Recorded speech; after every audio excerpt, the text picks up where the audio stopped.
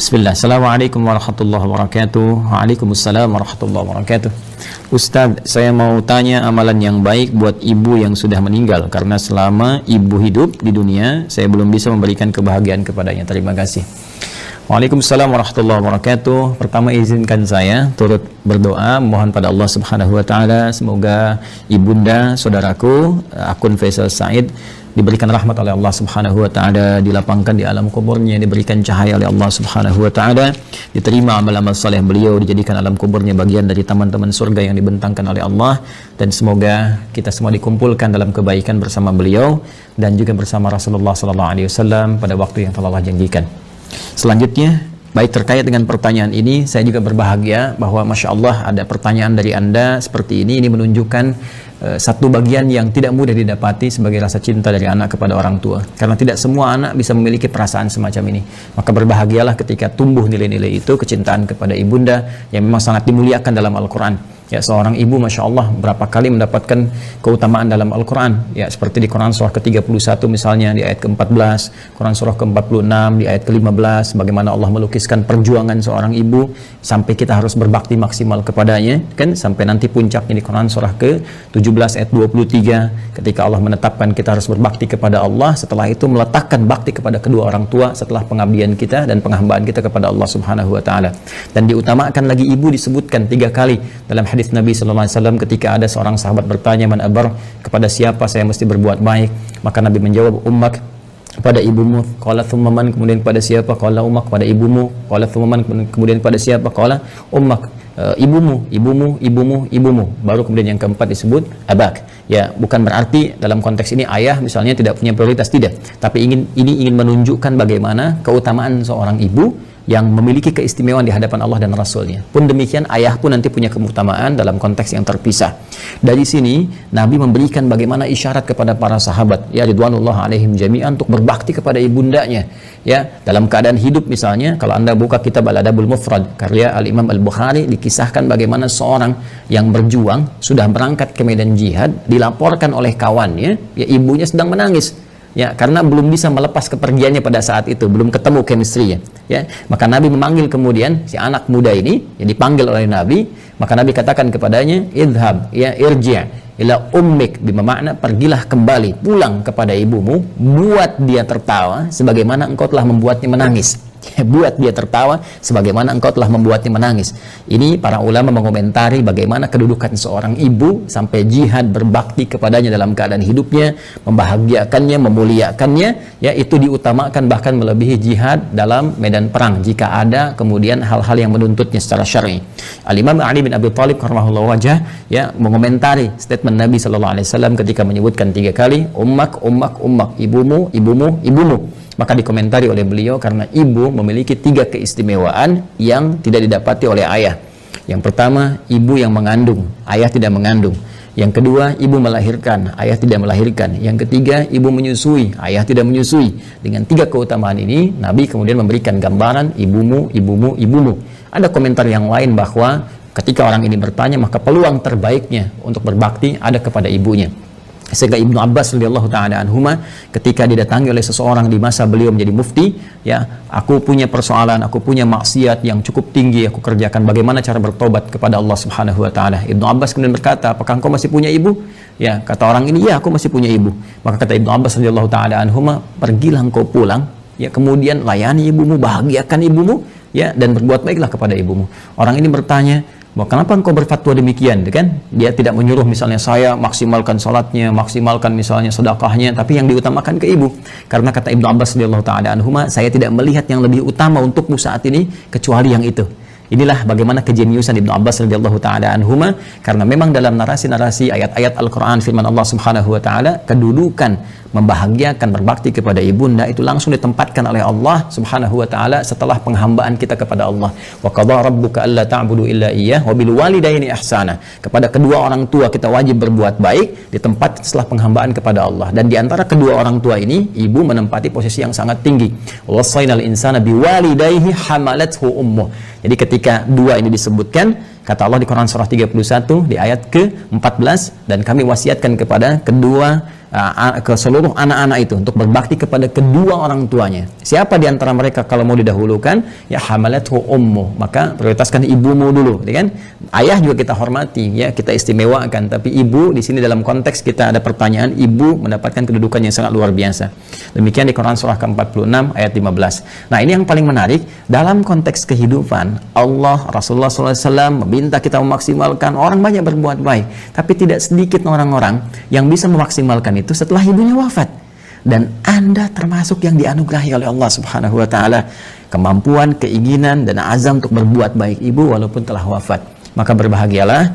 Di antara caranya ada yang Nabi SAW sampaikan, bahkan disebutkan dalam hadis riwayat Muslim sampai dengan 9 lafaz. Saya sebutkan hadisnya, qala Rasulullah sallallahu alaihi wasallam, idza matal insanu atau idza matal abdu. Ya, kata Nabi SAW, jika seorang manusia yang biasa beraktivitas. Jadi insan itu, kata insan disebutkan 65 kali dalam Al-Quran, menunjuk pada term manusia dengan totalitas aktivitasnya. Jadi kalau terkait dengan nafsunya, tampilan fisikalnya disebut dengan bashar, 35 kali disebutkan dalam Al-Quran. Jika terkait dengan sifat-sifat lembutnya, harmoninya, yang berbeda dengan jin, ya, dari penampakan dan ghaibnya, itu disebut dengan al-ins. 18 kali ins dan jin dipasangkan dalam Al-Quran. Kemudian ada lagi menyebut sifat sosialnya an-nas, setidaknya 241 kali kurang lebih disebutkan dalam Al-Quran. Jika menyebut asal genetiknya disebut dengan Bani Adam, disebutkan 7 kali dalam Al-Quran. Nah, kalau disebutkan insan, al-insan 65 kali disebutkan dalam Al-Quran, itu menunjuk kepada totalitas aktivitas. Jadi saat mulai bangun tidur sampai tidur lagi. Nah, kata Nabi, idza matal insanu, jika manusia yang biasa beraktivitas dari mulai bangun tidur sampai tidur lagi, dari bangun sampai tidur lagi, kemudian meninggal, wafat. Ya, di kalimat pertama ini, pembuka hadis ini ingin memberikan kesan kepada kita bahwa mohon maaf sekali, sepadat-padat apapun kita beraktivitas, pada akhirnya meninggal juga. Pada akhirnya wafat juga. Karena itu pembuka hadis ini memberikan satu pengingat yang sangat penting kepada kita. Jangan lupa, awas, jangan lalai bahwa satu saat kita akan pulang kepada Allah. Apa yang kemudian ingin dipertaruhkan di dunia ini sampai Anda lupa mengerjakan ibadah, berangkat gelap, pulang gelap, demi harta tidak seberapa yang kalau didapat kemudian meninggal juga belum tentu dipakai, sampai berselisih, sampai bertarung, sampai ada yang saling menyingkirkan, menyungkurkan, bahkan mohon maaf sekali menumpahkan darah. Waliyadzubillah. Allah, berlindunglah kepada Allah Subhanahu wa taala. Berlindunglah. Karena apapun yang Anda dapatkan saat di dunia, satu saat akan ditinggalkan. Jika bukan Anda meninggalkan dunia, maka dunia akan meninggalkan Anda. Satu saat kita akan wafat.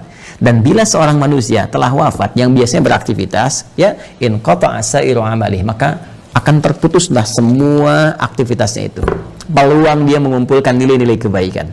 Karena rumus kebaikan dalam Islam itu dengan konteks kehidupan akhirat yang telah kita selesaikan dunianya dan berpindah kepada dimensi lain, ya, barzakh kemudian akhirat, maka Al-Quran memberikan wawasan kepada kita, dan dengan wawasan ini kita diminta untuk mengumpulkan dan menyiapkan bekal terbaik. Ya, gambarannya kan seperti ini. Ini kan dunia, ya, yang saat ini kita sedang beraktivitas. Kemudian setelah itu kita pindah ke barzakh, pemisah. Ya.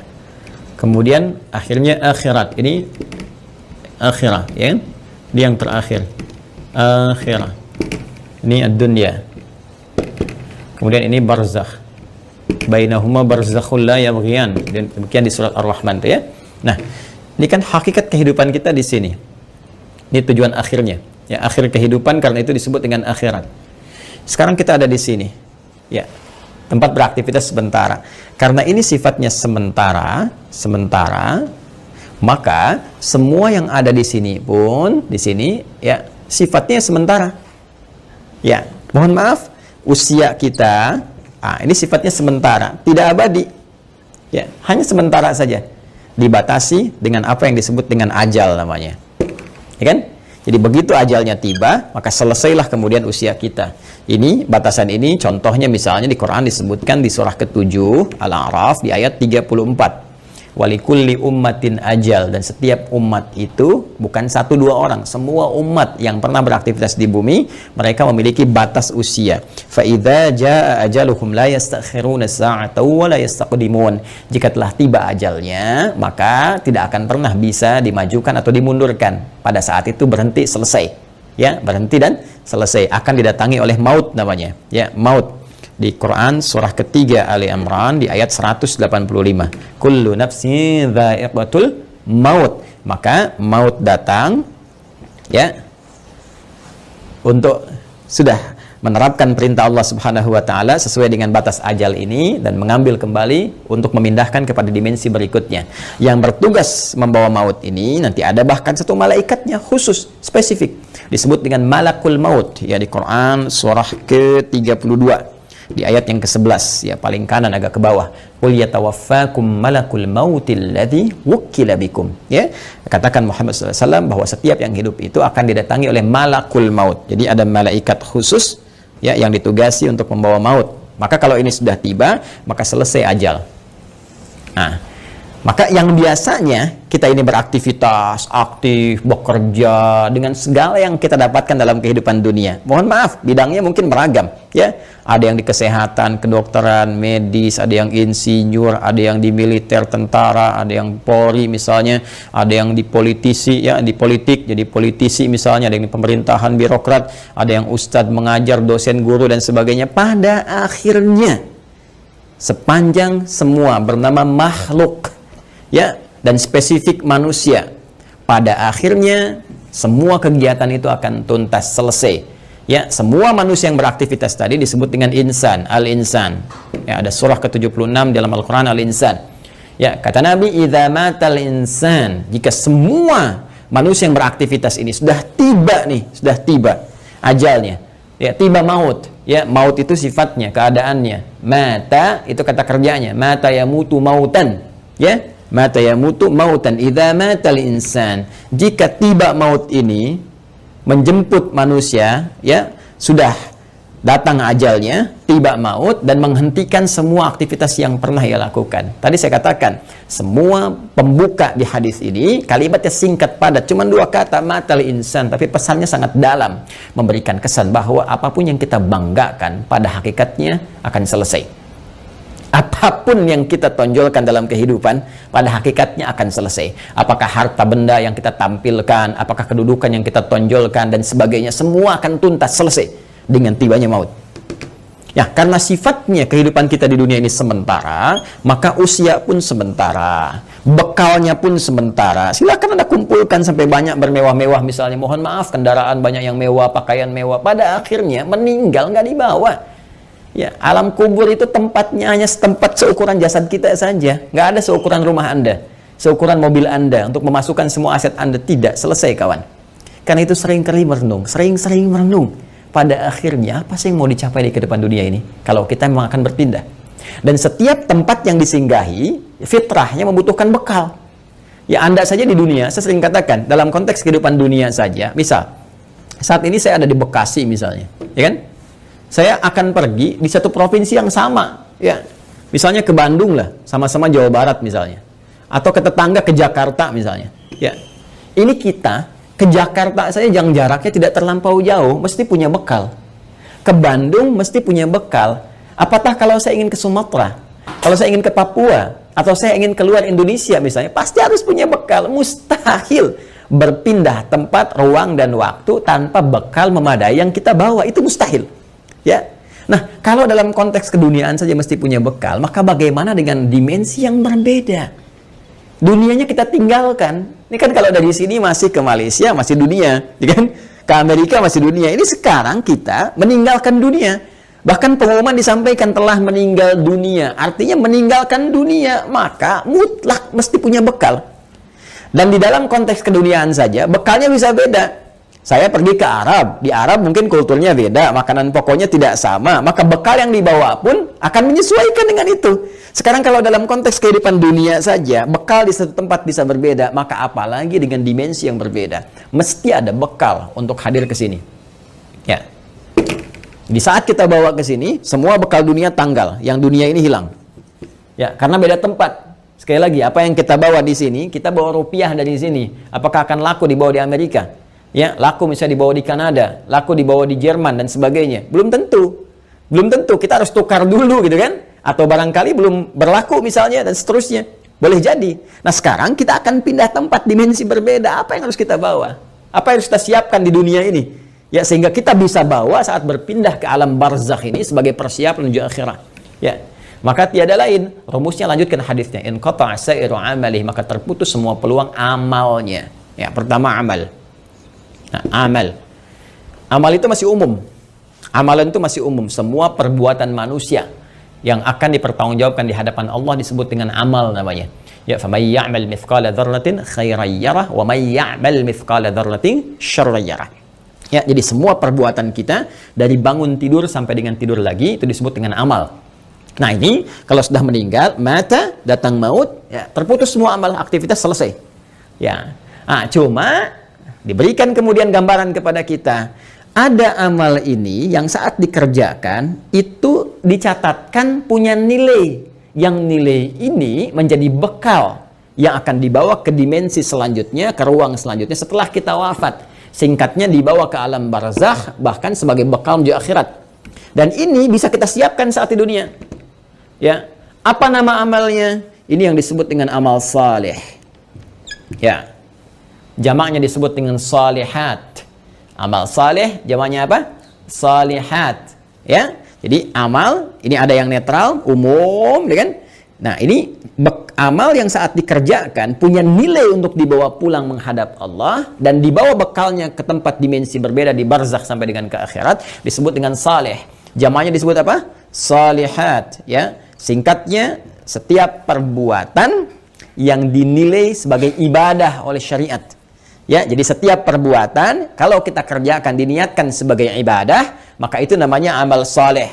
Jelas ya? Baik, jamaknya disebut dengan apa?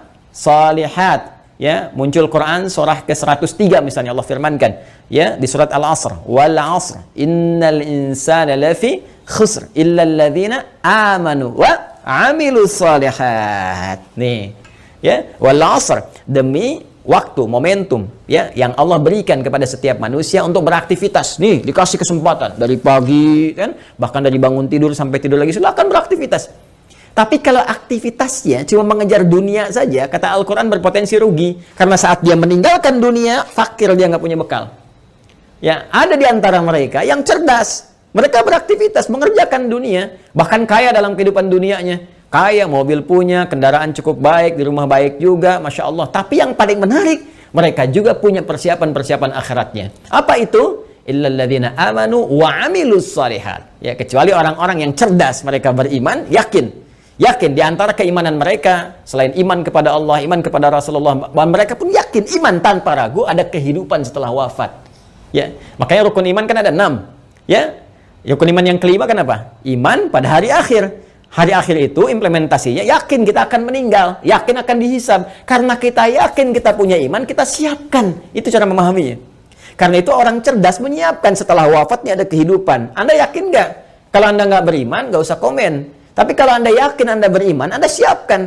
Keyakinan kita memberikan dorongan kepada kita untuk menyiapkan bekal setelah kita wafat. Apa yang mau kita siapkan? Allah saking rahmannya memberikan bocoran kepada kita, bimbingan kepada kita. Nih, siapkan bekal ini. Ini bekal yang cuma satu-satunya dibawa saat kita wafat. Apa itu? Wa amilus shalihat. Ini dia. Amal-amal saleh. Maka jadikan setiap bekal kegiatan kita itu menjadi amal saleh. Caranya bagaimana? Niatkan karena Allah Subhanahu wa taala. Ya, niatkan karena Allah lillah, bekerja karena Allah, merawat anak karena Allah, di rumah tangga karena Allah. Bahkan nanti implementasinya Nabi SAW memberikan panduan dengan doa langsung. Makanya saya sering katakan dalam Islam semua aktivitas itu punya doanya. Bangun tidur ada doanya, sampai mau tidur lagi ada doanya. Semua aktivitas kita. Tatkala kita pun belum memahami, sertakan kalimat Bismillahirrahmanirrahim. Kullu amrin dzibalin la yubda'u fihi Bismillahirrahmanirrahim fahuwa abtar au a'ta'. Setiap perbuatan baik yang tidak disertakan Bismillahirrahmanirrahim, karena Allah, Bismillah, saya kerjakan ini karena Allah. Ya, kalau Anda tidak sertakan itu, tidak niatkan karena Allah, fahuwa abtar au aqta, maka terputuslah peluang bekal akhiratnya. Kalau Anda kerjakan, misal saya mau nulis nih Bismillahirrahmanirrahim atau singkat Bismillah misalnya, kan, saya niatkan karena Allah supaya tulisan ini punya manfaat, supaya tulisan ini punya nilai di hadapan Allah. Maka begitu saya tuliskan, misal, ya, ini saya tuliskan bekal dunia amal saleh misalnya. Saya tuliskan karena Allah, lillah, supaya kita bisa pahami ini semua. Maka pekerjaan amal saleh ini, amilus salihat, ketika kita niatkan karena Allah, diberikan nilai oleh Allah. Nilai itulah yang disebut dengan hasanah namanya. Hasanah. Hasanah. Ini dia. Hasanah. Nah, berapa nilainya? Berapa poinnya? Disampaikan dalam Quran surah ke-6 Al-An'am di ayat 160. Man jaa'a bil hasanati falahu asyru amthaliha. Siapa yang mengerjakan kebaikan, diniatkan sebagai ibadah karena Allah, menjadi amal saleh, maka dia punya poin hasanah. Setiap satu kebaikannya dicatatkan langsung 10 nilainya. Ini nilai terendahnya, 10. Ya 10. 10 itu hitungannya bukan 1, 2, 3, 4, tidak. Dalam pandangan Allah berbeda cara menghitungnya. Di hadis Muslim, datang ke masjid saja, dia kan baru datang untuk niat ibadah dapat 25. Satu kedua 500 tahun, dua ketiga 500 tahun, demikian seterusnya. Dan ini poin yang paling kecilnya. Nanti ada kalau infak bisa berapa, gitu kan? Nanti ada kalau baca Al-Quran bisa berapa, lebih banyak, lebih banyak, lebih banyak lagi. Nah, itu yang disebut dengan hasanah. Karena itu sering kita berdoa di Quran surah kedua Al-Baqarah di ayat ke-201. Wa minhum may yaqulu rabbana atina fid dunya hasanah wa fil akhirati hasanah wa qina adzabannar. Dan di antara mereka banyak yang berdoa kepada Allah, ya Allah, mohon bimbing kami untuk mengerjakan semua kegiatan dunia punya nilai akhiratnya hasanah. Dan di akhirat bisa dilihat hasanah itu, ya Allah, sehingga mengantarkan kami pada rahmat-Mu dan memasukkan dengan rahmat itu ke dalam surga-Mu, ya, berjumpa dengan Rasulullah sallallahu alaihi wasallam. Amin, kan? Nah, kalau seorang meninggal terputus semua peluang ini. Ya, jadi nggak bisa mengerjakan hasanah lagi. Tapi ada rahasia. Kata Nabi, ada 3 amalan yang kalau dikerjakan, Masya Allah, ini yang sudah meninggal nggak bisa ngerjakan lagi, tapi hasanahnya tetap mengalir, pahalanya tetap mengalir, ngalir. Dan diantara yang 3 itu Nabi menyebutkan, perhatikan kalimatnya, idza matal insanu aw idza matal abdu in qata'a sa'iru amali illa min thalath, ya, atau illa min thalathatin. 1, shadaqatin jariyah, sedekah jariyah, ya. Nah, ini kalau kita gali lagi, ini lebih panjang lagi nih, ya, mohon bersabar ya teman-teman sekalian. Ya, sedekah itu adalah setiap kebaikan yang mampu kita kerjakan. Kullu ma'rufin sedekah. Semua jenis kebaikan yang mampu kita kerjakan. Nah, sedekah dibagi pada 2 bagian. Bagian yang pertama yang tidak mengalirkan pahala abadi untuk kita. Maksudnya kalau kita wafat selesai. Yang kedua, kalaupun kita wafat, pahalanya tetap mengalir. Seperti apa yang dimaksudkan 2 keterangan ini dan bagaimana saudara kita, ya, Faisal, semoga Allah rahmati beliau dan ibundanya serta keluarga besarnya bisa memaksimalkan ini untuk memberikan yang terbaik pada ibundanya. Nanti kita lihat setelah menunaikan salat Isya berjamaah. Mohon izin kembali kita lanjutkan bahasan kita, bahwa pertama dari akun Faisal Said tadi menanyakan sebelum Isya, beliau berkenan menginginkan adanya satu amalan yang bisa dipersembahkan untuk ibundanya yang telah wafat dan ingin membahagiakan beliau dalam keadaan saat ini. Bagaimana, apakah ada bimbingan dalam Al-Quran ataupun hadis-hadis Nabi SAW? Tadi telah kita buka, telah kita sampaikan dengan begitu mendetil bahwa Al-Quran memberikan peluang terbaik bagi seorang anak ataupun anak-anak yang ingin berbakti kepada kedua orang tua, khususnya ibundanya tercinta, baik itu saat masih ada bersama beliau ataupun juga telah meninggalkan bagian dari keluarganya. Di antara amalan-amalan itu, Nabi SAW memberikan gambaran kepada kita dalam salah satu sabdanya, dan bahkan disebutkan tadi saya katakan hampir 9 lafaz dalam Imam Muslim. Ya, Nabi SAW menyampaikan, qala Rasulullah SAW, idza matal insanu, jika manusia yang telah beraktivitas itu dari mulai bangun tidur sampai dengan tidur lagi, kedatangan maut, ya, tiba kemudian ajalnya, in qata'a sa'iru amalih, maka dengan wafatnya itu, dengan datangnya maut itu, terputuslah kemudian seluruh peluang aktivitas-aktivitas yang telah ia kerjakan, yang sebelumnya telah ia tenun. Sudah tidak ada lagi kesempatan. Maka karena tidak ada kesempatan beraktivitas lagi, di antara peluang untuk mencari bekal untuk pindah ke alam barzakh sebagai persiapan menuju akhirat pun terputus sudah. Ya, karena amal itu telah kita tadi uraikan dibagi pada 2 bagian. Ya, ada yang tadi objektif umumnya, kemudian dibagi 2, ada yang disebut dengan amal saleh, yaitu amal-amal kebaikan yang dinilai sebagai ibadah jika dilakukan karena Allah Subhanahu wa taala, dan dia punya poin yang disebut dengan hasanah itu. Bila ada satu perbuatan menjadi hasanah, maka dia punya 10 poinnya. Ya, Quran surah ke-6 Al-An'am ayat 160 seperti telah kami tuliskan sebelumnya, man jaa'a bil hasanati falahu asyru amthaliha. Ya, maka siapapun yang mampu menenun kebaikan menjadi hasanah, punya nilai ibadah, maka dia punya poin 10 Ya, 10 tadi kami sampaikan saat sebelum Isya, bahwa jangan dihitung 1, 2, 3, 4, 5, karena Allah punya hitungan tersendiri yang nilainya jauh dari apa yang kita gambarkan. Nah, teman-teman sekalian, itu batas minimal ya. Ya, apalagi nanti kalau kita kemudian tenun dengan amal-amal lain yang punya nilai yang lebih banyak lagi, seperti infak, bacaan Al-Quran, dan sebagainya. Ada lagi amal yang kedua nanti amal sayyi, ya, jamaknya sayyiat, sayyiat. Nah, ini amal-amal yang didesain bersumber dari nafsu atas bisikan-bisikan setan. Ya, paradoks dengan amal soleh tadi. Makanya sering saya katakan ada amal soleh, ada amal salah. Yang baiknya amal saleh, yang jeleknya amal salah. Amal salah ini sepanjang kita hidup mesti kita koreksi, kita benarkan, ya, lewat jalur yang disebut dengan taubat, ya, supaya dengan jalur taubat ini dihapus nanti yang jelek-jeleknya sebelum kita wafat, ya, dihapuskan catatannya, diperbaiki kemudian oleh amal-amal kita atas petunjuk dan izin Allah Subhanahu wa taala. Kita tutup itu dan isi dengan hal-hal yang baik, sehingga di ujungnya, di ujung kematian kita menjadi baik. Itu yang disebut dengan husnul khatimah. Khatimah itu penutup, husnul itu baik, ya, penutup yang terbaik. Maka ketika kita sudah tutup dengan taubat, berkenan Allah menghapuskan amal-amal jelek ini, sehingga yang terbawa yang baik-baiknya saja saat menghadap kepada Allah Subhanahu wa taala. Kalau ini tidak terjadi, nanti di hadis Muslim riwayat sahabat Abu Hurairah radhiyallahu taala anhu akan disebutkan oleh Nabi sallallahu alaihi wasallam, maka setiap amal yang soleh akan menutup yang salahnya. Ya, misal nanti yang ini salat, yang ini misalnya senang bikin hoax, maka yang salatnya akan menutup perbuatan hoaxnya. Yang ini misalnya puasa, yang ini senang berselisih, maka yang puasa akan menutup selisihnya. Demikian seterusnya sampai ditimbang nanti. Bahkan ada orang yang bangkrut disebut dengan muflis, ya, disebut dengan muflis. Jadi begitu habis amal salehnya, masih ada amal salahnya, maka bangkrut dia karena nggak punya lagi penutup. Ya, habis modalnya ini, tersisa keburukannya, maka diambillah kejelekan orang-orang dizalimi, ditimpakan kepadanya, dilemparkan ke neraka. Itu yang disebut dengan muflis. Waliyadzubillah, kita berlindung kepada Allah Subhanahu wa taala dari perbuatan tadi. Nah, sekarang ada orang yang telah wafat, nggak bisa mengerjakan amalan lagi, tapi apakah dia berpeluang masih mendapatkan baik balasan-balasan pahala, ya, transfer pahala kebaikan? Karena kalau sudah di alam barzah, kita nggak bisa kirim makanan, kita nggak bisa misalnya kirim perhiasan, kita nggak bisa kirim kebutuhan dunia, karena dimensinya beda, ruangnya sudah lain, alamnya sudah berbeda. Yang harus kita kirimkan kepada mereka adalah bekal real yang mereka butuhkan. Nah, kata Nabi, ada 3 peluang yang mungkin didapatkan oleh mereka yang telah wafat, ya, walaupun mereka telah meninggal dunia dan tidak beramal lagi. Yang pertama tadi telah kita singgung, sedekah jariyah. Ya, sedekatin jariyah, yaitu amal-amal kebaikan yang pahalanya tetap mengalir. Ya, saya ulang, amal-amal kebaikan yang pahalanya tetap mengalir. Jadi, pertama, teman-teman, sedekah ini adalah gambaran dari semua perbuatan-perbuatan baik. Ya, dalam fikih disebut dengan kullu ma'rufin sedekah. Semua perbuatan baik yang mampu dikerjakan itu disebut dengan sedekah. Karena itu zakat dalam Al-Qur'an disebut juga dengan sedekah. Ya, khudz min amwalihim sedekah. Ambil dari zakat yang telah masuk, ya, nisabnya, haulnya, ambil itu, ya, sebagai bagian dari perbuatan baik. Sedekah yang membuktikan kebenaran iman. Jadi sedekah itu bisa diartikan pembuktian kebenaran, sesuatu yang baik, sesuatu yang jujur, dan nilai-nilai kemuliaan. Itu diantara makna sedekah.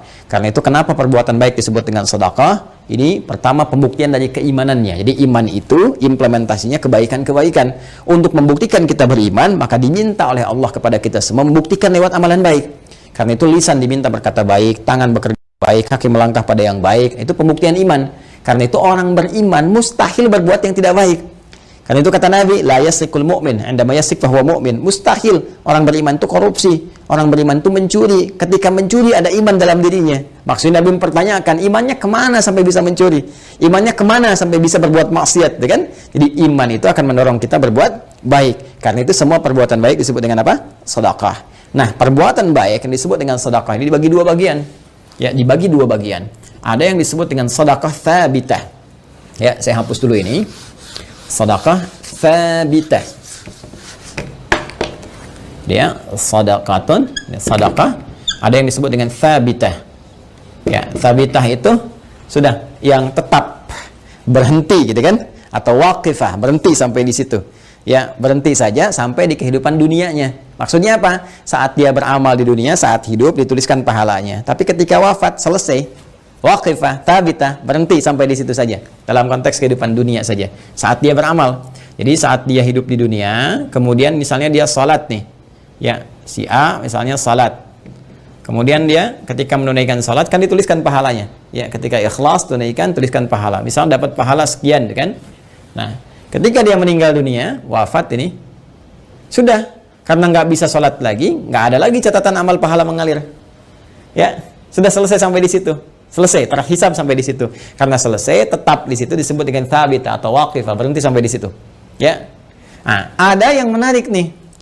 Orangnya sudah meninggal, sudah nggak di dunia lagi. Ya, sudah berpindah ke dimensi lain, dia pindah ke barzakh, alam pemisah. Ya, disebut dengan alam kubur. Terpisah dia dengan dunia, tapi belum sampai ke akhirat. Ya, alam pemisah antara dunia dengan akhirat disebut dengan barzakh. Ya, baik. Ketika berpindah kepada barzakh ini, nggak ada peluang amal lagi. Tapi yang menarik, walaupun dia nggak mengerjakan amalannya, pahalanya tetap mengalir. Nah, mengalir dalam bahasa Arab disebut dengan jara yajri, jarian wa jariyatan. Ya, maka karena ini sifatnya ada muannats-nya disebut dengan jariyah. Jariyah. Ya. Baik. Ini apa namanya? Sifah dan mausuf ya, disifati sedekah, ada sedekah, perbuatan-perbuatan baik jariyah yang pahalanya terus ngalir sampai kehidupan berakhir. Ya, sampai hari perhitungan tiba, kiamat terjadi, ya, perhitungan pahala, baru kemudian di situ hitungan dikumpulkan keseluruhan, disebut dengan hisab. Ya, disebut dengan apa? Hisab. Jadi sepanjang kiamatnya belum terjadi, kemudian belum terputus kehidupan dunia keseluruhannya, maka terus saja ngalir di pahalanya, ngalir, kumpul, masya Allah, walaupun orangnya telah meninggal dunia. Nah, ini sedekah jariyah ini punya dua sumber. Ya. Untuk mempercepat, punya dua sumber. Sumber pertama adalah kebiasaan amal soleh yang dikerjakan oleh orang yang meninggal tadi sebelum dia wafat. Jadi sebelum dia wafat, dia punya kebiasaan beramal. Ya, yang amalan ini setelah dia wafat pun masih ada tuh. Ya, merambat peluang amalannya sehingga pahalanya terus mengalir kepada yang bersangkutan. Apa di antara contohnya misalnya?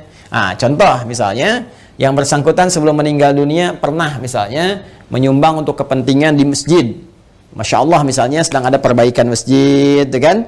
Lalu disumbangkanlah untuk bikin keran wudhu misalnya. Masya Allah, walaupun orang yang meninggal, keran wudhunya masih ada, dipakai orang. Setiap dipakai, mengalir, pahala terus mengalir. Sepanjang itu ada.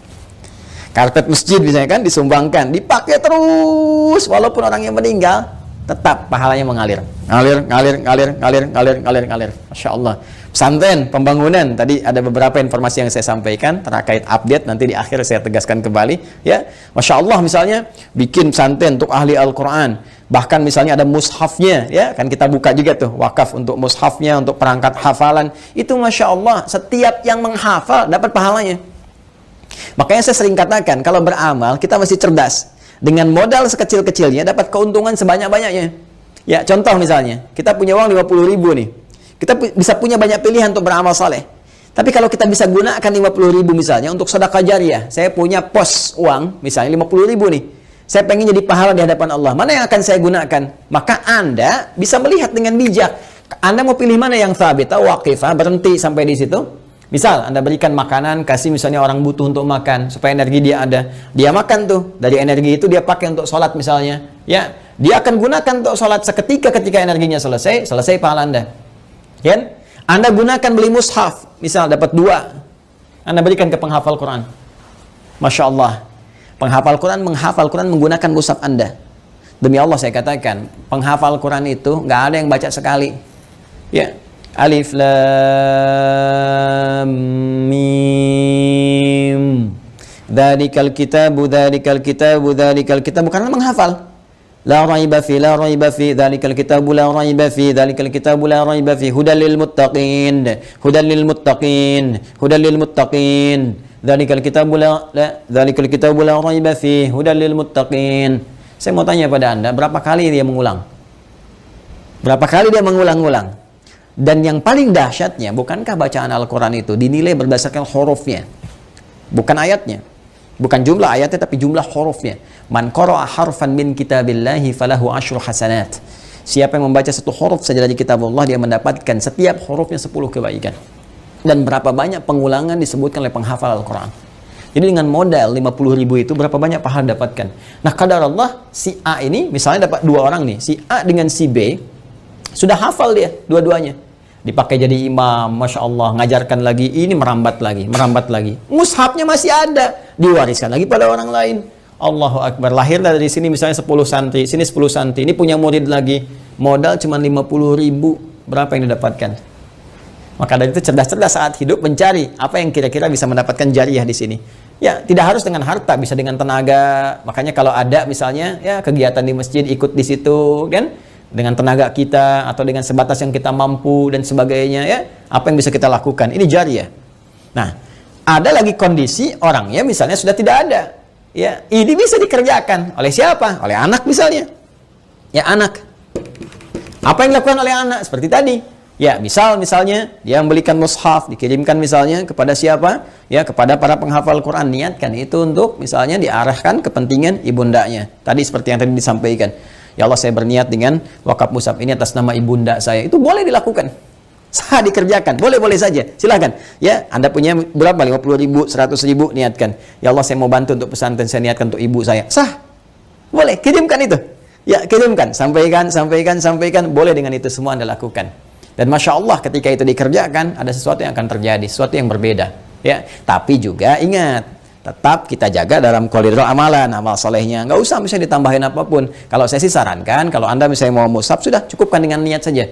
Ya, dengan niat dalam hati kita bahwa ini kita niatkan untuk kepentingan ibunda saya. Ya, ini Anda nggak harus cantumkan misalnya, ya taruh foto misalnya, atau taruh ini, taruh itu nggak diperlukan menurut saya. Ya, walaupun mungkin ada pandangan berbeda, kita hormati. Tapi bagi saya pribadi, cukupkanlah seperti itu apa adanya. Sehingga dengan orang-orang membaca pun akan tercukupkan bagi pahala itu mengalir dengan izin Allah Subhanahu wa Ta'ala. Ya. Allah Ta'ala alam bisawab. Ini bagian yang pertama, sedekah jariyah. Satu. Ya. Kemudian yang kedua, teman-teman sekalian, bisa dalam bentuk ya ilmin yuntafa'u bihi, ilmu yang bermanfaat. Ya, ini juga bisa dikerjakan dari orang yang hidup, misalnya pernah mengajar, gitu kan? Makanya saya sering katakan, mohon izin sekali, anak-anak itu kalau dia dari kecil tuh, orang tua mengajarkan. Ya, ajak misalnya sampingnya sholat, ajarkan. Al-Fatihahnya kalau bisa dari orang tuanya, ayah atau ibundanya. Karena akan dibawa terus sholat. Ya, dibawa sholat. Ketika bisa dari orang tuanya, dipakai terus sholat, itu mengalir. Setiap anak sholat dapat bagian pahala. Ilmin yuntafa'u bihi. Ilmu yang bermanfaat. Ya, bukankah orang tua banyak mengajarkan kebaikan? Pakai. Ya, dan yang ketiga, teman-teman sekalian.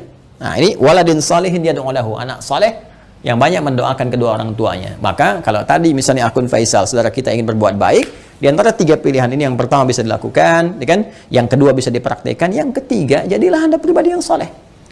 Ya, jangan banyak larut dalam kesedihan. Manfaatnya nggak ada gitu kan. Sedih itu naluriah, fitrah, alamiah biasa saja. Itu terjadi pasti. Nabi pun sedih ketika ditinggal Sayyidah Khadijah misalnya. Bahkan ketika ditinggal pamannya, beliau sedih sekali. Sedih ya, itu biasa, itu fitrah. Tinggal ibunda beliau sedih. Ya, namun apa yang harus dilakukan oleh kita? Kita alihkan kesedihan itu menjadi sebuah energi yang positif yang mengantarkan kebahagiaan pada orang yang telah meninggalkan kita. Maka caranya apa? Perbaiki pribadi kita menjadi saleh. Ya, jadi anak yang saleh, yang disukai oleh Allah Subhanahu wa Ta'ala. Mulai rubah tampilan kita, tunaikan sholat dengan baik, rajin membaca Al-Quran, bekerja dengan baik, yang halal jauhi yang haram-haram. Ketika semua itu dikerjakan, Anda tinggal mengangkat tangan bermohon pada Allah Subhanahu wa Ta'ala. Ketika sifat saleh melekat pada seorang anak, maka doanya langsung mustajab. Waladin salehin yad'u lahu. Seorang anak yang saleh, yang ketika bermohon kepada Allah, langsung doanya diantarkan jadi cahaya ke kuburan ibundanya atau ayahandanya. Langsung jadi cahaya. Dan itu boleh jadi pilihan terbaik yang bisa Anda lakukan untuk mempersembahkan pada ibunda Anda. Ya, kalau perbedaan pandangan dari para ulama itu biasa-biasa saja. Ya, A memandang, B memandang, tidak ada masalah. Tapi ijtihad satu tidak bisa membatalkan ijtihad yang lainnya karena peluang ini terbuka. Ya, jadi kalau ada tadi yang membatasi misalnya sepanjang dia masih hidup, tapi juga ada yang kemudian membatasi, yang menafsirkan tidak boleh dari orang yang hidup pun memberikan kebaikan-kebaikan karena perkara umum. Sepanjang tidak ada takhsisnya, tidak ada kekhususan, maka maknanya tetap umum. Jelas ya? Wallahu ta'ala alam bissawab.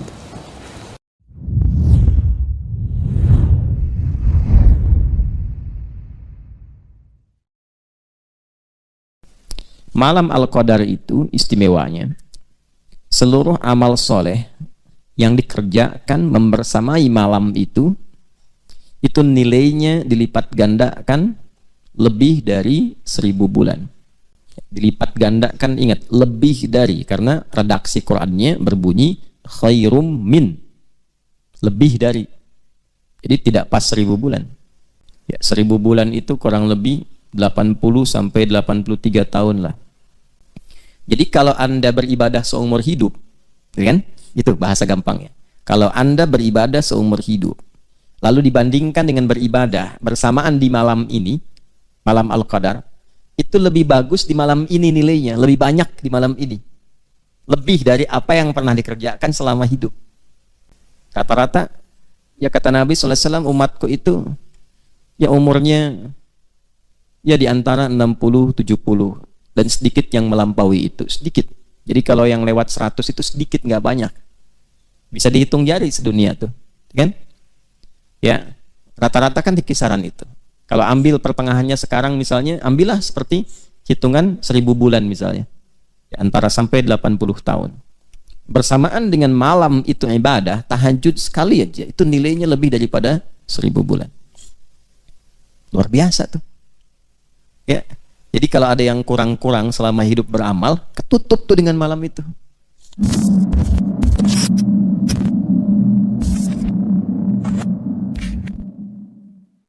Kita awali dengan bersyukur pada Allah Subhanahu wa taala. Kita masih diberikan kesempatan untuk menunaikan ibadah siam. Di kesempatan ini kita akan sedikit dulu belajar topik yang berbeda sedikit saja untuk memberikan pencerahan terkait dengan satu momen yang istimewa yang hanya terjadi di bulan Ramadan, yaitu di satu dari sekian malamnya, dikenal dengan Lailatul Qadar, malam Al-Qadar. Ini penting kita bahas karena ada beberapa redaksi hadis juga yang memberikan motivasi kepada kita untuk tidak putus berburu malam Al-Qadar ini sampai ujung Ramadan. Bahkan ada yang spesifik meminta di 10 hari terakhir, kan?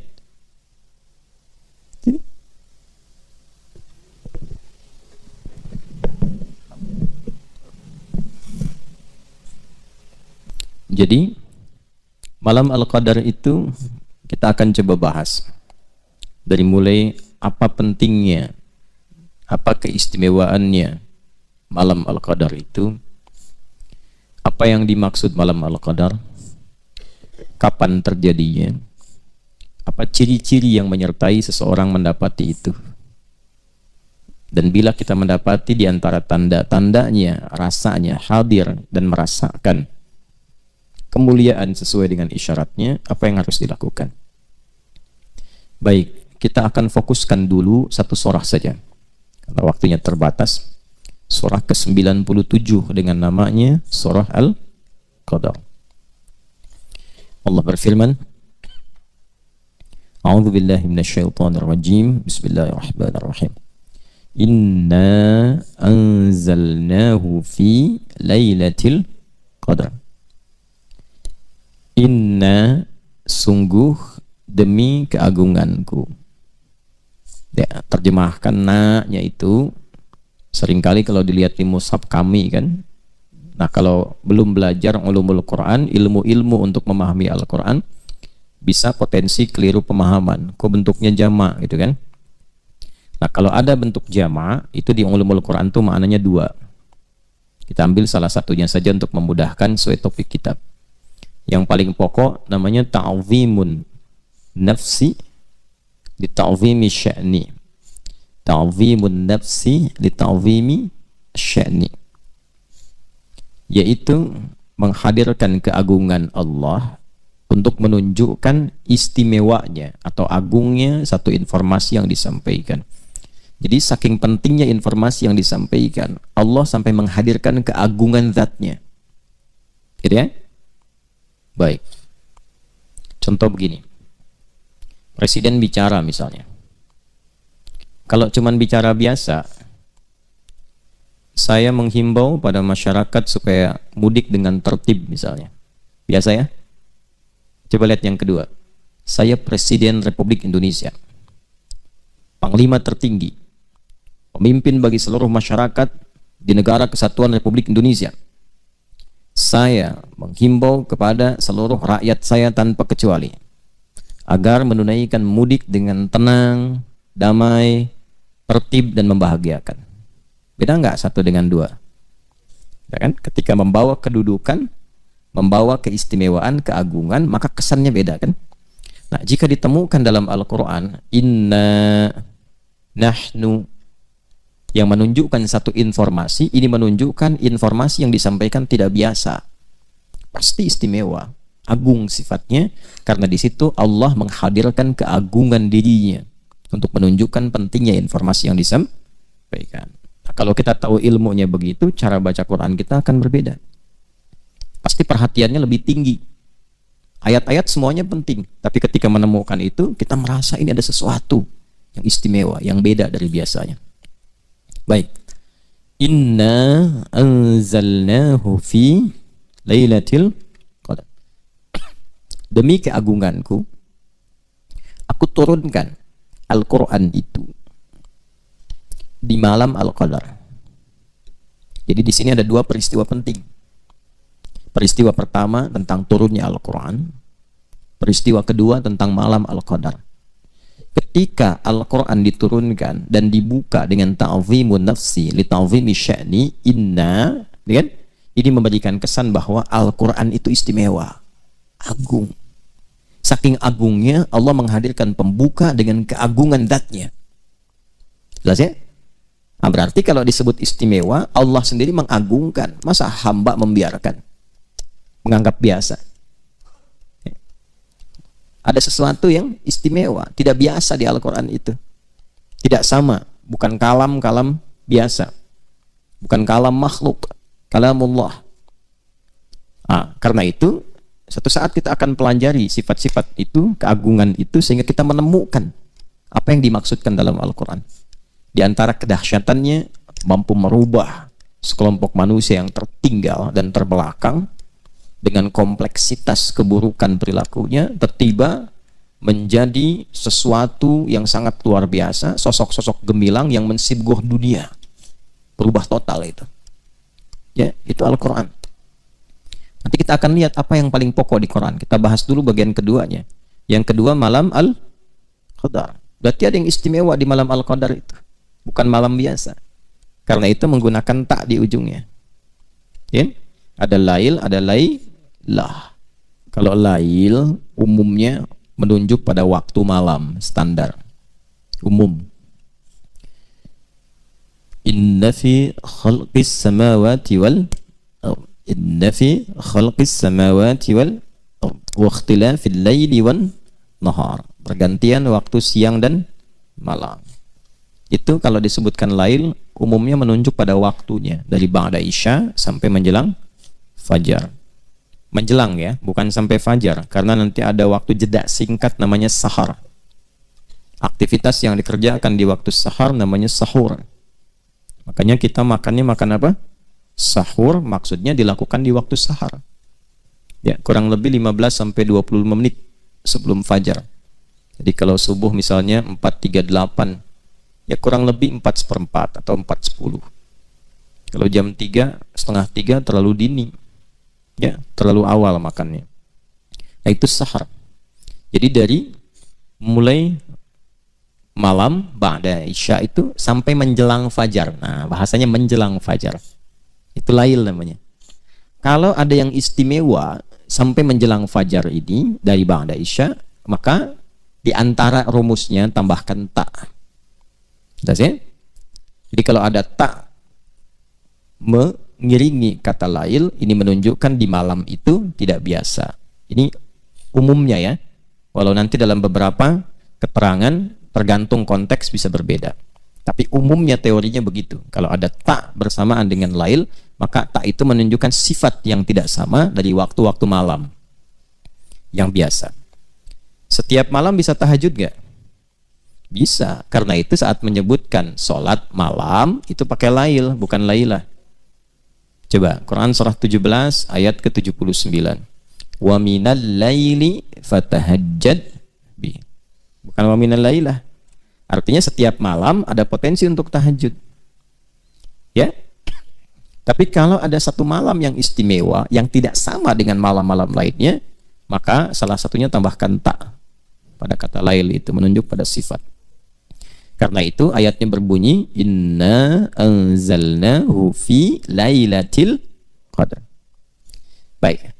Lailah ya, bukan lail kan? Nah, apa istimewanya malam Al-Qadar itu? Kita ambil keistimewaannya dulu. Ya. Satu, Ini langsung keterangan Qur'annya. Wa ma adraka ma Lailatul Qadar. Indah sekali nih ya. Kita dibikin penasaran dulu supaya memotivasi kita untuk memburu malam itu. Tahu nggak kata Allah keistimewaan malam Al-Qadar itu? Tahukah Anda keistimewaannya? Kan? Teruskan. Lailatul Qadri khairum min alfi syahr. Malam Al-Qadar itu istimewanya seluruh amal soleh yang dikerjakan membersamai malam itu nilainya dilipat gandakan lebih dari 1000 bulan. Dilipat gandakan, ingat, lebih dari, karena redaksi Qur'annya berbunyi khairum min, lebih dari. Jadi tidak pas 1000 bulan. Ya, 1000 bulan itu kurang lebih 80 sampai 83 tahun lah. Ambillah 83 tahun misalnya. Berarti lebih daripada itu. Atau bahasa paling gampangnya standar rata-rata usia manusia misalnya. Ya. Baik. Jadi kalau Anda beribadah seumur hidup, kan? Itu bahasa gampangnya. Kalau Anda beribadah seumur hidup, lalu dibandingkan dengan beribadah bersamaan di malam ini, malam Al-Qadar, itu lebih bagus di malam ini nilainya, lebih banyak di malam ini, lebih dari apa yang pernah dikerjakan selama hidup. Ya, dalam satu amalan ya, misal selama hidup tiap malam tahajud tuh, ya kan? Tiba-tiba pas malam Al-Qadar tahajud juga, itu satu malam itu nilainya bisa melebihi yang dikerjakan selama hidup. Bahasa gampangnya begitu, ya. Yang dimaksud rata-rata umur manusia hidup, kan? Rata-rata. Ya kata Nabi SAW, umatku itu ya umurnya ya di antara 60-70 dan sedikit yang melampaui itu, sedikit. Jadi kalau yang lewat 100 itu sedikit, nggak banyak. Bisa dihitung jari sedunia tuh, kan? Ya, rata-rata kan di kisaran itu. Kalau ambil pertengahannya sekarang misalnya, ambillah seperti hitungan 1000 bulan misalnya. Ya, antara sampai 80 tahun. Bersamaan dengan malam itu ibadah, tahajud sekali aja, itu nilainya lebih daripada 1000 bulan. Luar biasa tuh. Ya. Jadi kalau ada yang kurang-kurang selama hidup beramal, ketutut tuh dengan malam itu. Nah, ini kan masalah iman. Kalau ibadah kan bacanya pakai iman. Ibadah itu kan amal soleh. Amal itu jadi soleh kalau ada imannya. Kalau tak ada iman nggak jadi soleh. Karena itu setiap ada kata iman, itu mengantarkan pada amal soleh. Wal 'asr innal insana lafi khusr illa alladziina amanu wa 'amilus shalihat. Masuk surga juga pakai iman dan amal saleh. Wa basyiril ladziina amanu wa 'amilus shalihat anna lahum jannatin tajri min tahtihal anhar. Nah, amal saleh itu bisa jadi saleh amalnya kalau ada iman. Sifatnya disebut ibadah namanya. Jadi ketika kita beribadah itu sedang beramal saleh, membuktikan keimanan kita. Jelas sampai sini? Baik, kembalikan orang-orang yang mampu beribadah di malam Al-Qadar itu nilainya, satu ibadahnya itu bisa melampaui apa yang ia pernah kerjakan selama hidupnya. Tertutup itu yang kurang-kurang dalam ibadah itu. Masya Allah. Kalau taubat dia, wah itu luar biasa. Luar biasa penerimaannya di sisi Allah Subhanahu wa Ta'ala. Antum baca Quran misalnya, selama hidup sekarang kira-kira berapa kali baca Quran itu? Khatam berapa kali? Atau baca satu surat berapa kali? Alif Lam Mim berapa kali itu? Yasin berapa kali? Atau yang kira-kira pembukanya satu huruf, Qaf, Nun, gitu kan? Dibuka gitu dengan huruf-huruf muqatta'ah. Berapa kali baca itu? Tapi bersamaan dengan malam Al-Qadar, Nun, tuh, Kang Duni baca itu tuh, Nun, pas malam Al-Qadar, itu baca itu lebih dari 1000 bulan. Kayak antum baca Nun lebih dari 83 tahun. Nun, Nun, Nun, Nun. Masya Allah. Habis itu meninggal misalnya. Itu Masya Allah. Luar biasa. Ketutup tuh amalan-amalan. Tanya sama malaikat mungkar nakir. Mah kita buka. Kitabmu apa? Nun. bawa tuh. Ya. Nah, jadi potensi malam Al-Qadar itu satu, berlimpahnya pahala. Karena Ramadan ngejar pahala kan salah satunya. Karena Ramadan itu pekan iman. Pekan iman dan amal soleh. Gitu. Jadi bukan pekan dunia. Karena itu dibukanya panggilannya dengan panggilan iman. Ya ayyuhalladzina amanu kutiba alaikumus siyam. Jadi momentum Ramadan itu memang untuk meningkatkan iman. Bukan mencari dunia. Kalau dunia kan udah 11 bulan. Ya kan? Nah, iman itu kan prospeknya akhirat. Jadi Ramadan itu momentum untuk menguatkan prospek-prospek dan proyek-proyek akhirat kita. Gitu. Jadi kalau kita kembalikan, kita tarik kepada aspek tadi, bacanya pakai iman. Malam Al-Qadar itu nggak bisa dibaca pakai ukuran dunia. Ukurannya pakai ukuran akhirat. Ya, bukan melulu pakai akal, tapi menggunakan iman. Kalau imannya bekerja, dikejar. Kalau nggak bekerja, nggak akan dikejar. Jelas ya? Teruskan. Yang kedua, apa keistimewaannya? Tanazzalul malaikatu warruhu fiha biizni rabbihim min kulli amr. Masya Allah. Semua malaikat turun berdesak-desakan ke bumi. Ini asal kalimatnya tatanazzalu. Itu asalnya. Tapi ada dalam balaghah itu, kalau ingin menunjukkan sesuatu yang berlangsung cepat dan banyak, masif, cepat, masif, nah itu hilangkan salah satu taknya di depannya. Tapi dhammahnya tetap berlaku di ujung untuk menunjukkan mudhari, sesuatu yang berlangsung terus. Masih ingat tadi waktunya malam Al-Qadar, malam lail dari kapan? Ba'da Isya sampai menjelang fajar. Itu masif terus. Siapa yang masif turun? Malaikat. Banyak. Terus turun. Sampai-sampai kalau kita buka kitab-kitab tafsir itu, ya, itu bumi ini padat dengan malaikat yang berlomba turun. Nanti sampai saking padatnya, alam tuh suasananya tenang. Nanti saya bahas di akhir. Ciri-ciri, tanda-tanda malam Al-Qadar itu seperti apa diantaranya. Hening. Ya. Jadi kalau saya hadirkan bejana gelas misalnya, saya isi 1-2 kelereng, lalu saya goncangkan begini, digoyang-goyang, bunyi nggak? Bunyi kan? Lato-lato kan? Tak-tak-tak-tak-tak-tak-tak gitu kan?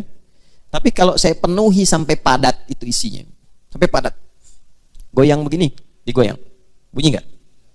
Hening. Disimpan aja hening. Itu saking padat ya bumi dengan malaikat yang banyak turun, suasananya berbeda.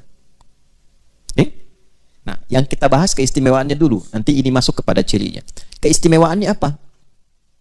Sampai-sampai malaikat Jibril pun yang tugas pokoknya menurunkan wahyu, ya, terakhir kepada Nabi Muhammad SAW, di malam itu khusus ikut turun. Ya kan? Ikut turun, mimpin malaikat. Kan Ruhul Amin itu pemimpin para malaikat. Turun, dipimpin malaikat semua turun. Dengan izin Allah, biidzni rabbihim min kulli amr. Allahu Akbar. Itu maknanya umum sekali. Diizinkan oleh Allah untuk menyertai segala perkara yang baik-baik. Artinya apa? Kalau ada yang sholat, tuh malaikat ikut sholat. Kalau ada yang zikir, ikut zikir. Kapan lagi antum sholat diikuti oleh semua malaikat pengen ikut sholat? Makanya kalau ketinggalan semalam aja, ruginya banyak. Baca Quran, diikuti. Zikir, diikuti. Banyak turun. Oke? Nah, apa dampak paling spesifiknya bagi setiap insan itu? Terkait dengan doa dan taubat. Jadi kalau doa, yang biasa ngaminkan mungkin 1-2 malaikat yang menyertai. Ini banyak malaikat. Ya, berdoa, amin. Mana Umar? Doa. Umar doa, amin. Hasan doa, amin, ya. Wajri doa, amin. Tuh. Itu aminnya bukan 1, 2, 3, tuh. Amin. Cuman kan goib. Kalau goib gak kedengeran. Kalau kedengeran bubar antum. Amin. Ya kan bubar. Siapa nih lihat sayap begini? Siapa? Israel. Oh, ya. Gitu. Nah itu sekali lagi perkaranya iman. Ya. Jadi jangan pakai akal, pakai iman, karena akal terbatas. Ingat, akal itu sama kayak mata, sama kayak telinga. perangkat yang ada pada manusia, perangkat fisikal. Mata terbatas tidak? Terbatas, semakin jauh semakin gak kelihatan.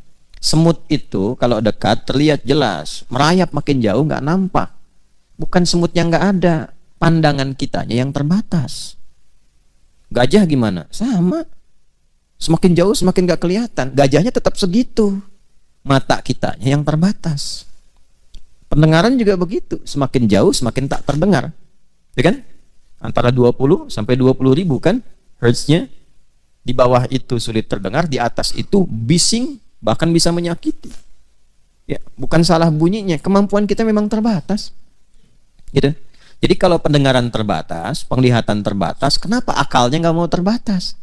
Bukan nggak masuk akal, karena ilmu belum cukup, belum masuk tuh informasi ke dalam akal, sehingga belum bisa nyerna. Kalau sudah ada infonya, gampang dilogikakan. Tapi karena belum ada ilmu, jadi terbatas. Itu maksudnya. Jadi jangan semua tuh pengen sesuai dengan kehendak kita. Ini nggak masuk akal. Di akal ente, karena ilmunya terbatas. Bagi yang lain sudah masuk akal.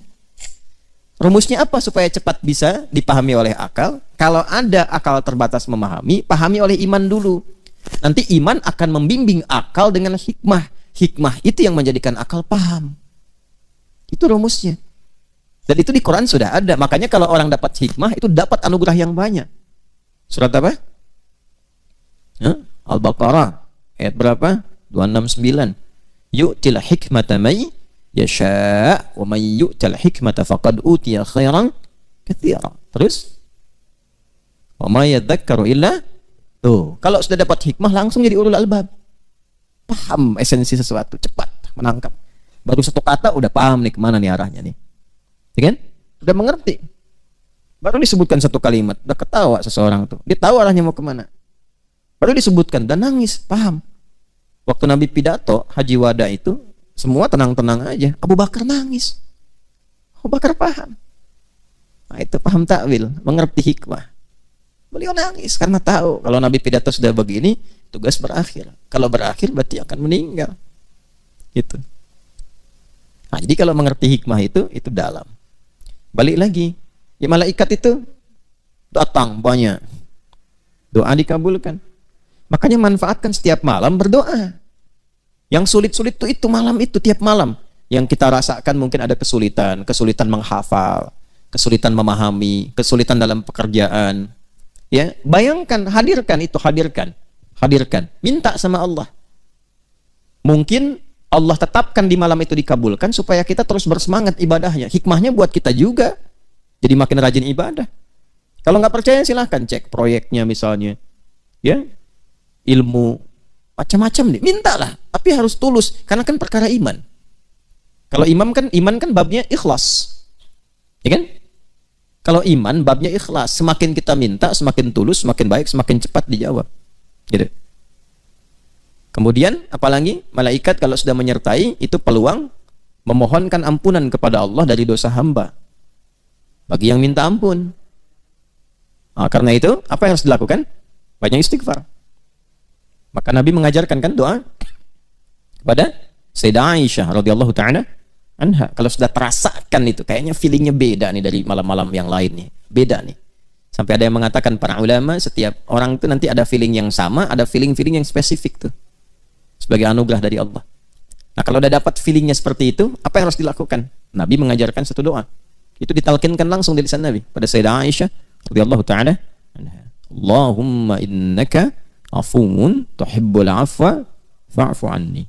Allahumma innaka afuwun karim tuhibbul afwa fa'fu anna. Minta. Ingat-ingat, koreksi tiap malam itu. Itu dahsyat itu. Nah, nanti hasilnya kita akan lihat di parameter keberhasilannya setelah itu.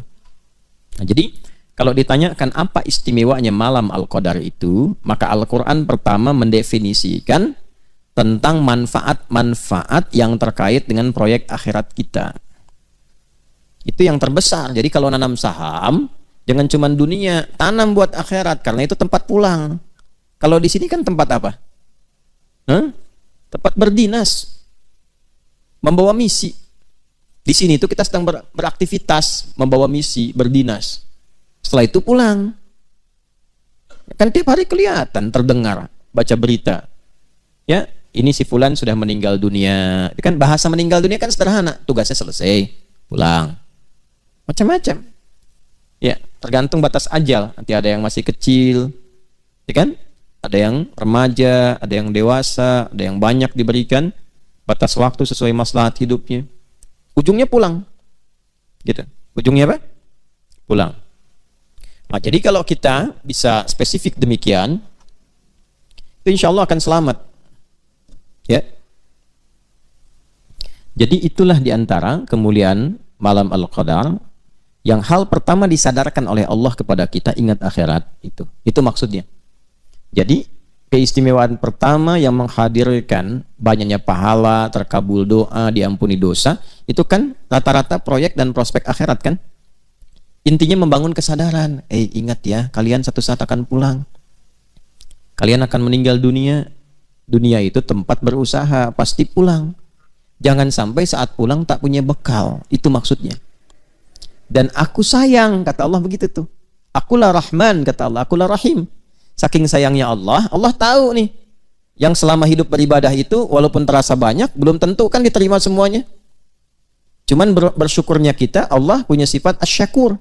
Yang menerima walaupun sedikit. Itu kan? Itu baca Quran 1 juz. Berapa yang diterima oleh Allah? Ya, alhamdulillah kita masih bisa baca Quran itu, bersyukur diberi taufik. Yang diterima pun alhamdulillah. Kalau bukan rahmat Allah, sulit mengandalkan amal soleh. Sulit. Coba dari sekian amal itu. Salat maghrib berapa rakaat? 3. Yang bisa ikhlas di rakaatnya berapa dari 3 itu?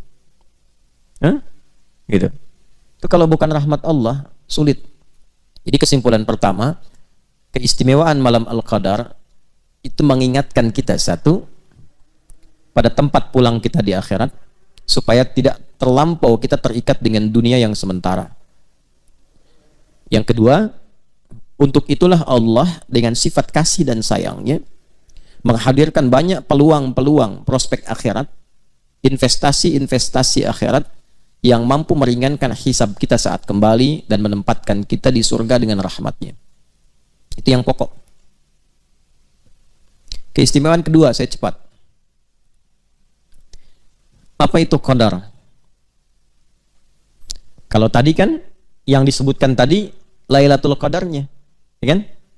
Wa ma adraka ma Lailatul Qadar. Lailatul Qadri khairum min alfi syahr. Tanazzalul malaikatu waruhu fiha biidzni rabbihim min kulli amr. Itu baru aspek pertama. Balik lagi ke awal ayat. Inna anzalnahu fi Lailatul Qadar. Qadar itu apa? Qadar itu ketetapan Allah bagi seluruh makhluknya dalam menjalani kehidupan. Jadi, ketetapan Allah bagi seluruh makhluknya yang bersifat mengikat, kan, dalam menjalani kehidupan. Contoh, ajal itu qadar. Rizki itu qadar Allah. Karena itu Allah tetapkan lalu diberi petunjuk untuk menjalaninya. Kan kita baca dalam setiap witir.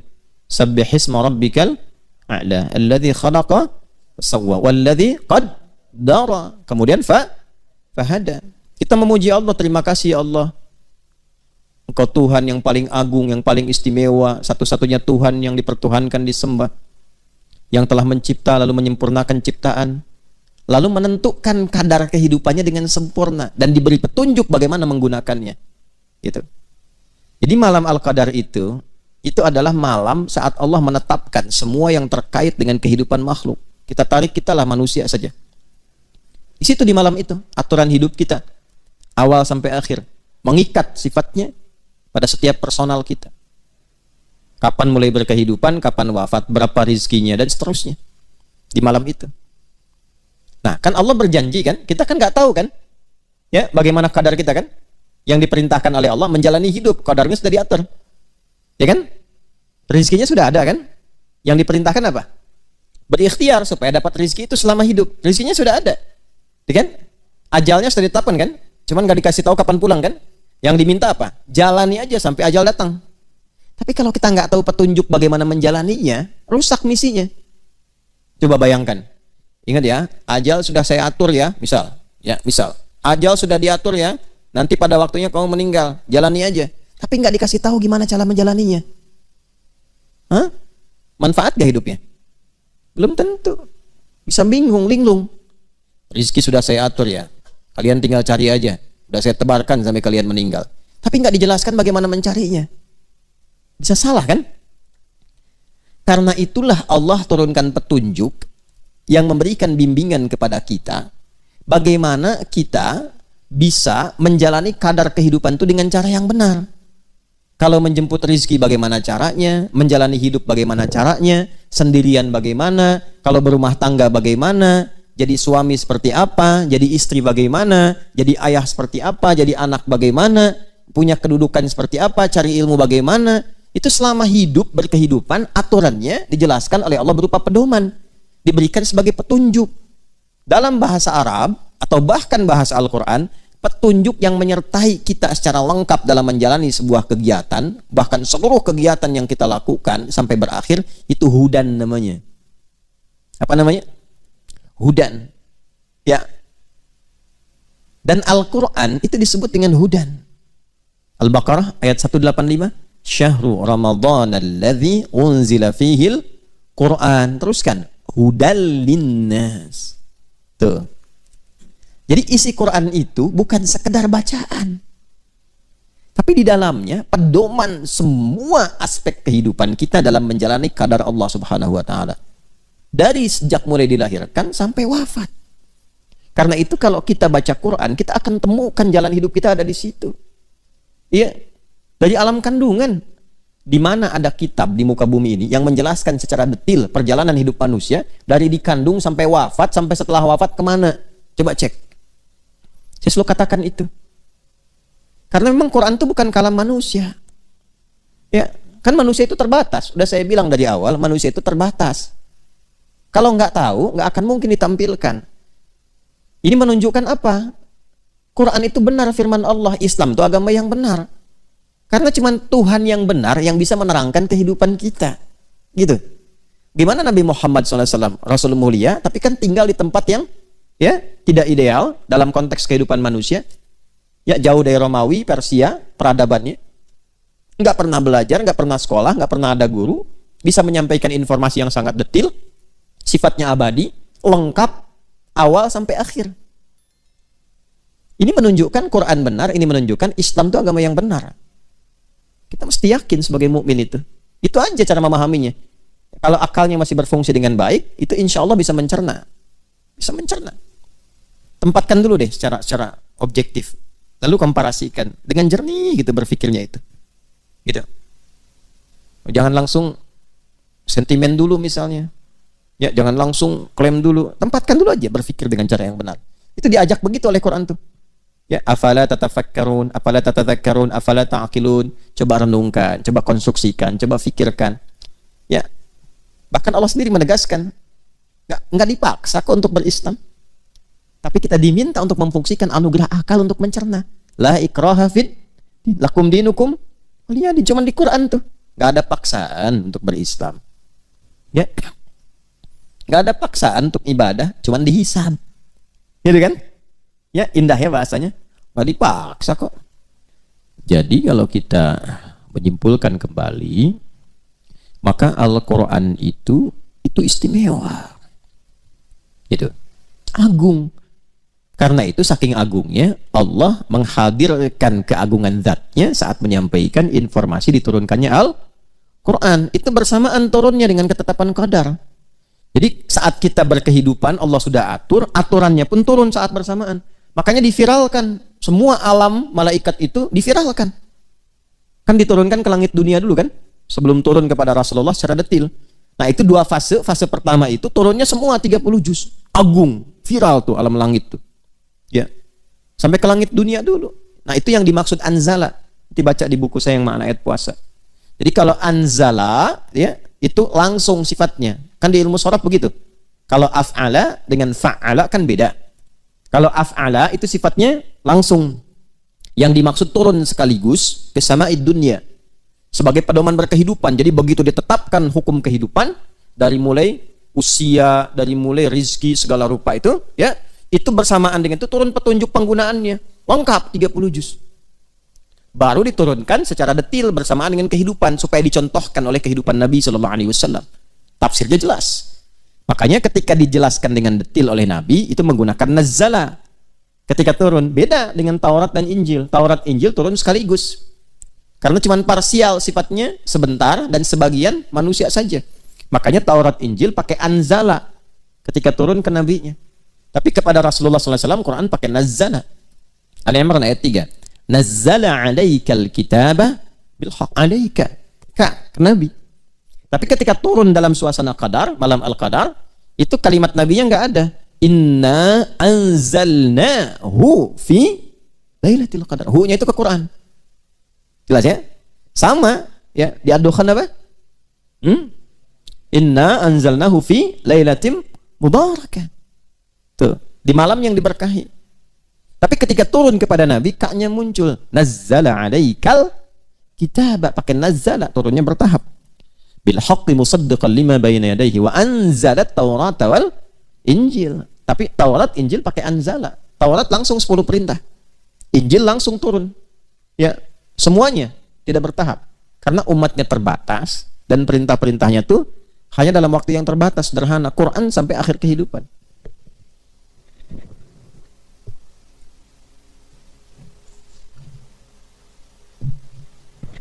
Ya, paham ya?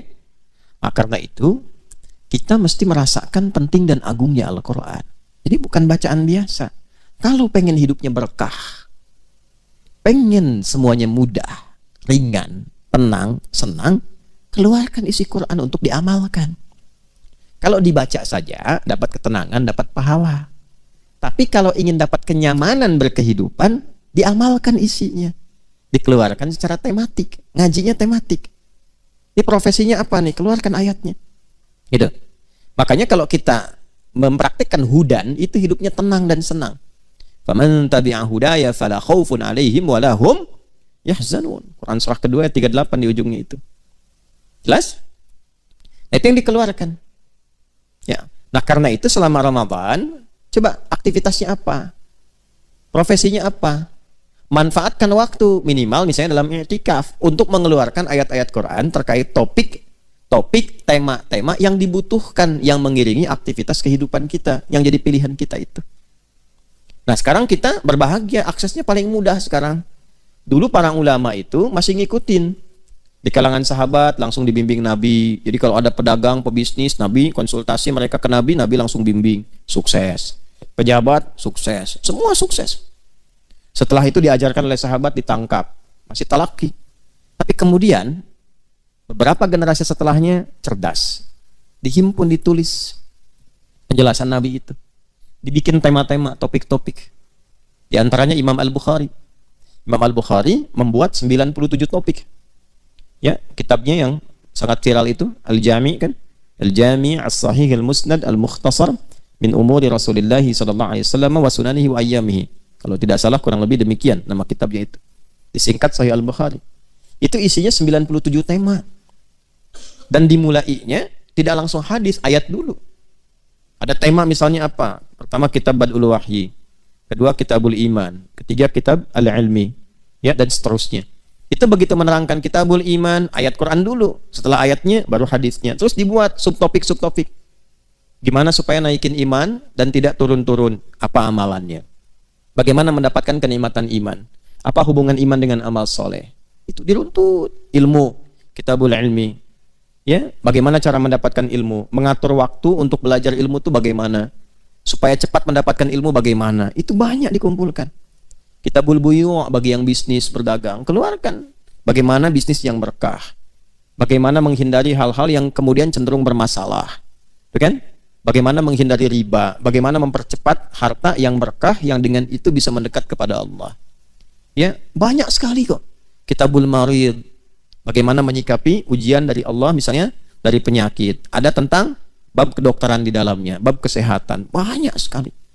Di ujungnya adalah pelajaran-pelajaran daripada para sahabat, ada manaqib-manaqib dia tuh. Ya, bagaimana amalan-amalan mereka tuh. Zikir-zikirnya sampai dikumpulkan. Yang khatam, makanya kalau ngaji yang khatam. Kalau khatam itu Masya Allah lengkap itu. Ya, ada zikir-zikir spesifik. Zikir saat jadi pasukan khusus dalam medan perang seperti apa? Ada. Ya, zikir dalam bidang kepemimpinan. Imam Muslim bikin kitabnya, Kitabul Imarah, ada. Puasa nih. Kan puasa itu sebulan kan? Apa yang dikerjakan selama Ramadan? Langsung dibikin Kitabus Shaum, lengkap itu. Dari memulai kapan mengakhiri, bagaimana cara sahur, kapan tarawih, seperti apa dan seterusnya, lengkap. Kita orang sekarang tuh tinggal jalanin aja. Baca, pahami, amalkan. 11 bulan punya waktu baca. Ramadan tinggal ngamalin. Ini dibiarin, begitu masuk Ramadan malah sibuk belajar lagi. Kapan ngamalnya? Ya walaupun tidak salah, tapi menempatkan sesuatu sesuai dengan tempatnya. Makanya kebiasaan seperti itu menjadikan hari tenang menjadi hari tidak tenang. 11 bulan main-main, begitu waktunya hari tenang, besok mau ujian malah nggak tenang. Ngopi-ngopi catatan, pinjam punya temen, belajar maksain malam, pelajaran 11 bulan dipelajari semalam. Akhirnya ilmunya cuma sampai ujian. Begitu ujian, ya udah lupa. Tertuliskan nilainya bagus, cuman ilmunya lupa. Makanya ada ahli hukum yang dihukum sebab ketika mencuri lupa. Waktu korupsi lupa gitu. Ya. Kenapa jadi ke situ tuh? Nah, balik ya. Ya itulah malam Al-Qadar. Jadi malam Al-Qadar itu menjadikan interaksi kita dengan ibadah dan Quran semakin erat. Karena itu usahakan malam itu. Makanya kita kan hidupkan malamnya kan. Kita bangun lagi, bacain Quran lagi gitu kan. Nah, salah satunya apa? Untuk mendapatkan kasih sayang Allah, penambahan pahala, ya, ketenangan kepada jiwa. Lebih daripada itu, kita terbiasa interaksi dulu supaya besok-besok mau mengkaji Quran. Jelas ya? Ingat, pondasinya iman ya. Kalau pakai iman cepat nangkapnya. Tapi kalau nggak pakai iman susah. Hudan itu padanannya iman. Nanti kalau sudah iman ketemu amal soleh jadi takwa. Iman, takwa, dan amal soleh disatukan di pembuka Al-Baqarah plus Qurannya. Dzalikal kitab di situ Quran kan? Dzalikal kitabu la raiba fi hudan lil muttaqin. Ayat 3-nya alladzina yu'minuna bil ghaib wa yuqimunas shalah wa mimma razaqnahum yunfiqun. Masukin ke Ramadan latihan jadi takwa. Kan hudan lil muttaqin. Petunjuk bagi orang takwa. Ramadan kan berlatih menjadi takwa. La'allakum tattaqun. Makanya amalan-amalan takwa yang di Al-Baqarah itu kita kerjakan, kita perbanyak saat Ramadan. Gimana meningkatkan iman? Baca Quran, baca kan? Meningkatkan saat Ramadan. Wa yuqimunas shalah, salatnya makin banyak kan? Wa mimma razaqnahum yunfiqun, senang infak kan? Itu. Jadi Quran itu kalau kita baca dengan benar, nyambung semua, karena petunjuk hidup. Jelas ya? Nah, kalau kita dapatkan itu semua, salam. Nah, itu indikasi pertama. Keadaan kita lebih tenang. Damai, salam itu damai, lebih tenang, lebih bisa memahami esensi hidup, lebih menikmati berkehidupan. Jadi dari sekian waktu dalam Ramadan itu ada satu waktu yang kayaknya kita merasa lebih enak gitu. Nah, coba rasakan kalau hadir di satu malam, suasananya lebih beda, lebih enak, lebih tenang gitu, ya. Terus kalau ngelihat keluar juga kayaknya tenang gitu di luarnya itu. Tadi ngumpul malaikat. Nah, kalau udah dapat lagi sesuatu yang istimewa yang Allah berikan, itu kalau ketiduran tuh bisa dibangunin. Dan ke hati getarannya beda. Bangun. Coba deh kalau nggak percaya, perbanyak dulu amalan terus. Ini mungkin untuk tahun depan ya. Kalau hidup. Tuh, kalau hidup. Kalau tidak, sisa waktu gunakan. Masih ada beberapa malam ke depan. Perbanyak ibadah. Nanti ada satu dari sekian malam Ramadan itu, ada satu yang kita itu dibikin terus aktif malamnya. Yang kalau mau tidur pun, bangun. Pernah merasakan begitu nggak? Itu nggak setiap waktu tuh. Bukan karena ada agenda sholat malamnya, tapi dibikin bangun. Tuh. Saya nggak harus nyampaikan di kapan waktunya saya bisa merasakan itu, tapi itu kan rahasia Allah. Untuk setiap kita kadang-kadang getarannya bisa tidak sama. Tapi nanti bisa menemukan petunjuk yang sama dari suasana alam. Ya. Nah, diantaranya lebih tenang. Makanya kan ada hadis-hadis yang menunjukkan paginya itu lebih tenang. Gak terlampau panas, gak terlampau dingin. Cahaya mataharinya sejuk, enak gitu. Nyaman. Ya. Jadi akhirnya salam. Di malam Al-Qadar itu kita mendapatkan salam. Maknanya dua. Bisa menunjuk pada isyarat malam Al-Qadar lebih tenang, lebih nyaman, lebih damai ke hati. Lingkungannya juga mendukung, tenang, damai, enak ke ibadah gitulah. Enak ke ibadah. Saya. Nah, yang kedua, parameter kesuksesan orang yang mendapatkan Al-Qadar. Perangainya lebih tenang. Lebih bisa menimbang bagaimana bersikap. Lebih tenang, lebih kalem, lebih damai, menatap sesuatu itu dengan kedamaian. Nilai-nilai kebaikan bertambah. Nah, setelah ada kata salam, balik lagi ke malam Al-Qadar. Hiya, waktunya malam Qadar itu panjang. Terbentang tadi, kan malam kan? Dari ba'da Isya terus sampai menjelang fajar. Makanya saya tidak katakan fajar kan tadi? Ya, menjelang sampai mau tibanya fajar itu matla, sampai akan terbitnya fajar. Hiya hatta matla'il fajar, sampai akan terbitnya fajar. Itu pernah ada berita itu NASA mencitra ya dari angkasa suasana malam-malam Ramadan. Ada satu malam yang beda sendiri. Bahkan di tahun-tahun ke belakang itu kalau sudah sampai begitu ya, fenomenanya kita belum yakin, belum sungguh-sungguh, saya pikir keterlaluan lah. Kalau kita dengar informasi dari dulu, apalagi dari Nabi, memang standarnya harus yakin, harus kuat, diburu gitu. Ya kalau kurang yakin artinya kan lemah iman, tapi masih bisa dikuatkan. Tapi kalau sudah ada bukti-bukti otentik yang bahkan terekam, belum yakin juga, itu imannya dipertanyakan. Tahun-tahun ke belakang itu sempat ada yang i'tikaf di Masjidil Haram. Lalu dia mengamati setiap malam sampai menjelang subuh itu. Ada salah satu momen yang ketika dia videokan itu kayak kilatan naik gitu dari atas Ka'bah tuh ke atas. Itu nyata, bukan rekayasa. Kayak kilatan naik. Ya, kayak ada sayap putih tapi halus, kayak awan naik cepat sekali gitu. Ya. Dari satu rangkaian malam-malam terakhir di Ramadan itu. Pernah ada itu? Pernah nggak dengar? Atau pernah lihatnya? Ada di tahun-tahun ke belakang itu. Nah, itu pembuktian yang nyata gitu. Jadi kalau sudah alamnya itu sudah disampaikan tanda-tanda kebesaran Allah secara langsung, belum beriman juga, itu mesti hati-hati itu. Kuningnya udah mau orange tuh. Hati-hati betul. Hati-hati. Karena nanti ada ayatul Quran, ada ayatul kaun. Ayatul kaun tufassiru ayatul Quran. Ada ayat-ayat yang di semesta, ada ayat-ayat yang tertuliskan dalam mushaf, ya, dibacakan dalam Quran. Nah, ayat-ayat semesta itu pembuktian langsung dari Al-Quran. Jelas ya? Di mana belah batu ditemukan kalimat Allah? Belah tomat adalah lafaz Allah. Melihat ke atas awan bentuknya Allah, bentuknya Muhammad SAW. Gimana tuh? Masa belum yakin juga? Nah, itu hal-hal yang langka, fenomena yang nggak terjadi setiap waktu, ya kan? Nah, karena itu manfaatkan. Kalau pengen mendapatkan malam Al-Qadar gampang, rumusnya gampang sekali. Cuman dua. Satu, konsisten menunaikan ibadah malam, walaupun sekejap di waktu-waktu tadi tuh dari ba'da Isya menjelang fajar. Jadi rumusnya satu, konsisten menunaikan ibadah malam setiap malam Ramadan, walaupun sekejap, 5 menit, 10 menit, nggak apa-apa, sesuai kemampuan. Yang bisa dioptimalkan silahkan. Yang kedua, jangan maksiat ya, jangan maksiat. Itu aja. Assalamualaikum warahmatullahi wabarakatuh. Alhamdulillahi rabbil alamin. Segala puji hanya milik Allah subhanahu wa ta'ala yang telah memberikan kita nikmat iman, nikmat Islam, serta kesempatan untuk mendengarkan dan mengambil pelajaran dari kajian yang sangat berharga ini. Jamaah sekalian yang dirahmati Allah, dari kajian yang telah disampaikan oleh Ustadz Adi Hidayat, kita belajar tentang satu malam yang sangat istimewa di bulan Ramadan, yaitu malam Lailatul Qadar. Malam yang dimuliakan oleh Allah subhanahu wa ta'ala, malam ketika Al-Quran pertama kali diturunkan, dan malam yang nilainya lebih baik daripada 1000 bulan.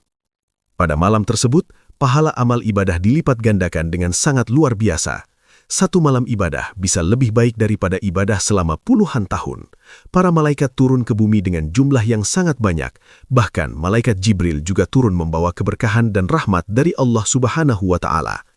Malam itu adalah malam penuh ketenangan, malam penuh kedamaian hingga terbit fajar. Di malam tersebut, doa-doa memiliki peluang besar untuk dikabulkan, dosa-dosa diampuni, dan amal kebaikan dilipat gandakan pahalanya. Karena itu, Rasulullah Shallallahu Alaihi Wasallam menganjurkan kita untuk bersungguh-sungguh mencari malam Lailatul Qadar, terutama pada 10 malam terakhir bulan Ramadan. Caranya sederhana, yaitu dengan memperbanyak ibadah di malam hari, membaca Al-Quran, berzikir, berdoa, dan menjauhi maksiat. Semoga Allah Subhanahu wa Ta'ala memberikan kita kesempatan untuk bertemu dengan malam Lailatul Qadar dan menerima seluruh amal ibadah kita. Jamaah sekalian yang dirahmati Allah, jika video ini bermanfaat, jangan lupa untuk menekan tombol like, bagikan video ini kepada keluarga, sahabat, dan orang-orang yang kita cintai agar semakin banyak yang mendapatkan manfaat dari ilmu ini. Dan jangan lupa juga untuk subscribe channel ini agar kita bisa terus menyebarkan kajian Islam yang penuh hikmah seperti ini. Kami juga mengajak jamaah sekalian untuk menuliskan doa terbaik di kolom komentar untuk Ustadz Adi Hidayat Hafizahullah. Semoga Allah Subhanahu wa Ta'ala senantiasa menjaga beliau, memberikan kesehatan, keberkahan umur, serta terus menjadikan beliau sebagai perantara tersebarnya ilmu yang bermanfaat bagi umat. Semoga setiap ilmu yang kita dengarkan menjadi amal jariah yang terus mengalir pahalanya hingga hari kiamat. Wassalamualaikum warahmatullahi wabarakatuh.